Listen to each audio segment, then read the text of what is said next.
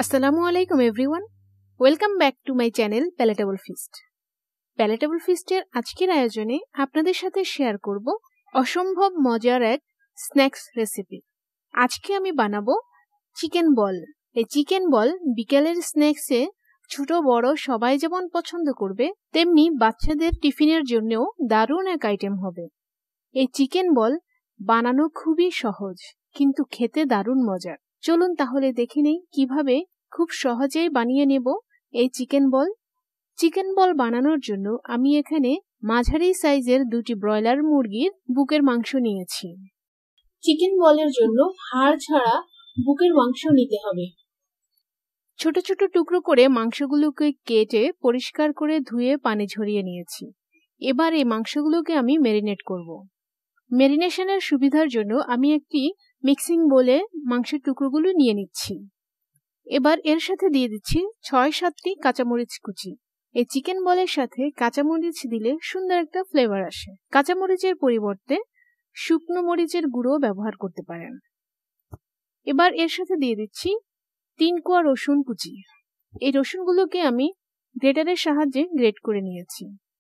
এর সাথে দিয়ে দিচ্ছি ১ টেবিল চামচ পরিমাণ টমেটো কেচাপ, ১ টেবিল চামচ পরিমাণ সয়া সস। এর সাথে দিয়ে দিচ্ছি স্বাদমতো লবণ। এখানে আমি ১ চা চামচ পরিমাণ লবণ দিয়ে দিয়েছি। এরপর দিয়ে দিচ্ছি ১/২ চা চামচ কালো গোলমরিচের গুঁড়ো। এবার সবগুলো উপকরণ একসঙ্গে মিক্স করে নিচ্ছি। মেশানোর কাজটি আমি দুটো চামচের সাহায্যে করছি, আপনারা চাইলে হাত দিয়েও করে নিতে পারেন। সবগুলো ভালোভাবে মিক্স করা হয়ে গেলে ২০ মিনিটের জন্য রেস্টে রেখে দেব। এই ২০ মিনিট পর এই ম্যারিনেট করা চিকেন পিসগুলো ব্লেন্ড করে নেব। এই ২০ মিনিটের মধ্যে আমি পাউরুটি রেডি করে নিচ্ছি। এই চিকেন বল বানানোর জন্য এই চিকেন ছাড়াও আমাদের আরো লাগবে পাউরুটি। পাউরুটির স্লাইসগুলোর চারপাশ যে ব্রাউন অংশ সেটা কেটে নিচ্ছি। আপনারা চাইলে এটা ব্যবহার করতে পারেন। এই চিকেন বলে আমার ঠিক কত স্লাইস পাউরুটি লাগবে তা আপনাদেরকে আমি পরে বলে দিচ্ছি। এরপরে পাউরুটির স্লাইসগুলোকে আমি ব্লেন্ডারে ব্লেন্ড করে নিয়েছি শুকনো অবস্থায়। হাতের কাছে ব্লেন্ডার না থাকলে সামান্য একটু পানি দিয়ে ভিজিয়েও এই পাউরুটি ব্যবহার করা যাবে। সেক্ষেত্রে যতটা সম্ভব হাত দিয়ে চিপে পানি ঝরিয়ে নিতে হবে।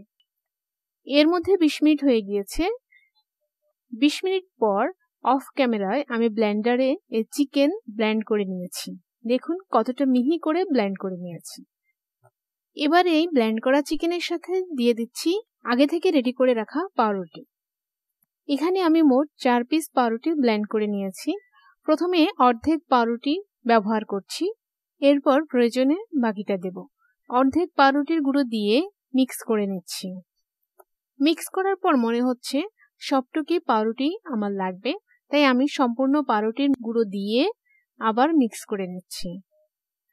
ভালোভাবে মিক্স করা হয়ে গেলে হাতে সামান্য একটু তেল লাগিয়ে পছন্দ মতো সাইজ অনুযায়ী বল বানিয়ে নিচ্ছি।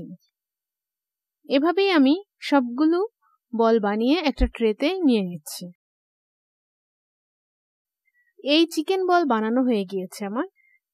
দুটো মুরগির বুকের মাংসের সাথে ৪ পিস পাউরুটি দিয়ে আমার মোট ২২ থেকে ২৩টি চিকেন বল হয়েছে। সাইজ অনুযায়ী একই পরিমাণে বলের সংখ্যা কম বা বেশিও হতে পারে। এই চিকেন বলগুলোকে আমি স্টিমারে স্টিম করে নেব। তবে যাদের হাতের কাছে স্টিমার থাকবে না তাদের জন্য আমি আলাদা করে সিদ্ধ করে দেখিয়ে দেব। এই স্টিমারটা যে কোনো সাইজের হাঁড়িতে ছোট বড় করে বসানো যাবে। স্টিম করার সময় হাঁড়িতে সামান্য পরিমাণ পানি দিতে হবে। এই স্ট্যান্ডগুলো বসিয়ে দিলে হাঁড়ির উপরে চিকেন বলে সরাসরি পানি ঢুকবে না।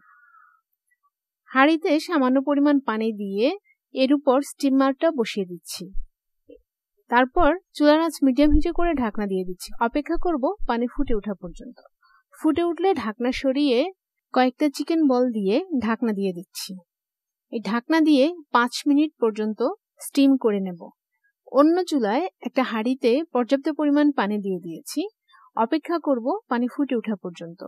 ফুটে উঠলে বাকি চিকেন বলগুলো দিয়ে দিচ্ছি। যাদের হাতের কাছে স্টিমার থাকবে না তারা এভাবে হাঁড়িতেও স্টিম করে নিতে পারেন। হাঁড়িতেও একইভাবে 5 থেকে 6 মিনিট ভাপ দিয়ে তারপরে চুলার আঁচ বন্ধ করে দেব। চুলার আঁচ বন্ধ করে চিকেন বল দ্রুত গরম পানি থেকে তুলে ঠান্ডা করে নেব।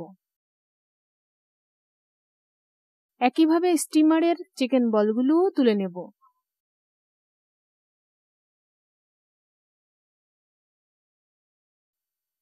সবগুলো চিকেন বল আমার স্টিম করা হয়ে গিয়েছে। দেখুন এই পাশের গুলো স্টিমারে স্টিম করা আর অন্য পাশে নরমাল হাঁড়িতে পানিতে ফুটিয়ে নেওয়া। অপেক্ষা করব পুরোপুরি ঠান্ডা হওয়া পর্যন্ত। ঠান্ডা হলে এই চিকেন বল সংরক্ষণের জন্য একটা এয়ারটাইট বক্সে নিয়ে ডিপ ফ্রিজে সংরক্ষণ করা যাবে। সংরক্ষণ করে রাখা এই চিকেন বল 1 থেকে 2 মাস পর্যন্ত রাখা যাবে। এরপর আমি ঠান্ডা করা এই চিকেন বলগুলোকে হালকা একটু তেলে ভেজে নেব। চাইলে আপনারা ডুবো তেলেও ভাজতে পারেন, তবে যেহেতু এগুলো স্টিম করে পুরোপুরি সিদ্ধ হয়ে যাওয়া তাই অল্প তেলেই এগুলো ভেজে উপরে সামান্য একটু যা কালার করে নিচ্ছি। মিটবলের উপরের অংশে হালকা ব্রাউন কালার আসলে তেল থেকে তুলে একটা ট্রেতে নিয়ে নিচ্ছি।